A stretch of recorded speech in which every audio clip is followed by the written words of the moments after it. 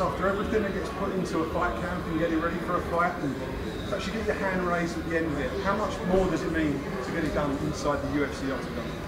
It's been my dream since I was 14 years old, and you know, there's times when I thought I was close to the UFC and then I weren't, and then I finally got to sign 6 months before I was going to give up. You know, I was actually looking at jobs for the army when the UFC signed me, and my first loss never went my way. It's got me first win in the UFC. You know, if I died tomorrow, I'd be a happy man. I've accomplished the dream here, you know. Absolutely, and you know, you've built a reputation on finishing people by getting hold of their necks. I mean, once you got it, did you know you had it straight away?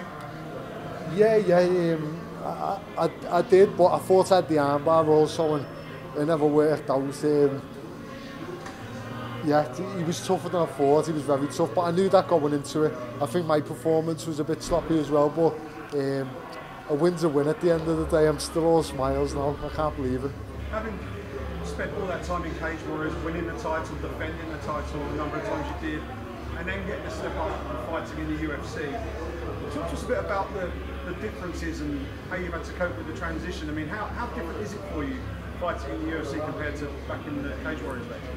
I think the transition's very well, because Cage Warriors obviously run stuff a bit similar. It's a feeder show, but the UFC is just on point to everything, and you know, the hospitality, they treat us really, really well. Best boss I've ever had. But yeah, I think it was really well going into the other fight against Kata, and it showed. You know, I felt like I was dominating that fight right until I got caught, but I was very nervous going into this one, just because, you know, I've put everything into this. I've put my life on hold, and for me, if I lost this, you know, I felt like I was. It put me in a really awkward position, you know, and I've got bills to pay as well. So for me, this was everything, and you know, I'm just very happy with my performance. How do you compare, obviously, making a walk in your UFC debut? That's obviously a big pressure on you coming from where you come from, and then the second time round, you kind of have that in the back of your head that you obviously coming off of that loss. How did your emotions differ, if any? Did you feel like there was more pressure on you this time round than there was the first time? The first time round, you know, I was in Canada, you know, I'm a UK lad in Canada, thinking, wow, you know, kids dream of this, I'm here in the UFC, what a cool experience. And you know, it was the chaos, I loved the chaos, and just going out and we're swinging, I'm getting caught and he's getting caught, and you know, it's all madness, that moment of madness, you know, and people are cheering for it. How crazy is that? But then coming into this, it was like, you know, when's me rent due?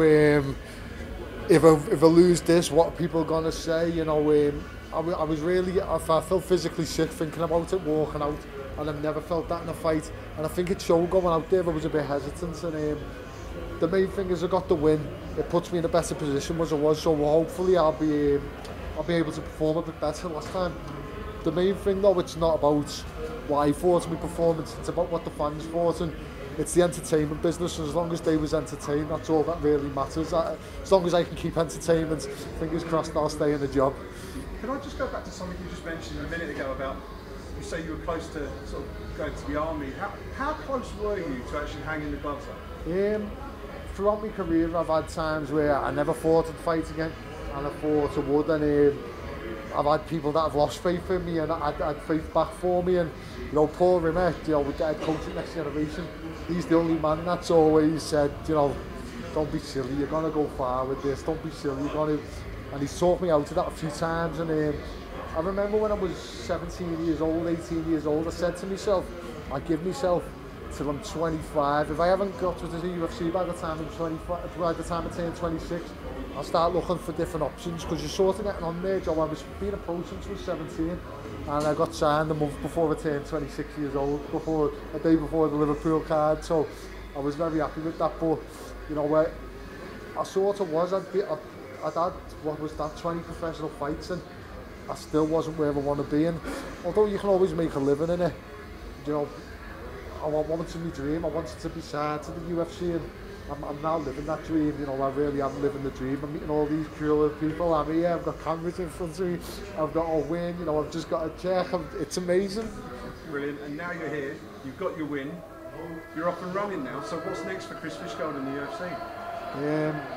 Well, they just give me a month's suspension just to make sure everything's all right and just to get myself checked out. But I would just want to go back to the gym, train, and I want to be as active as quick as possible.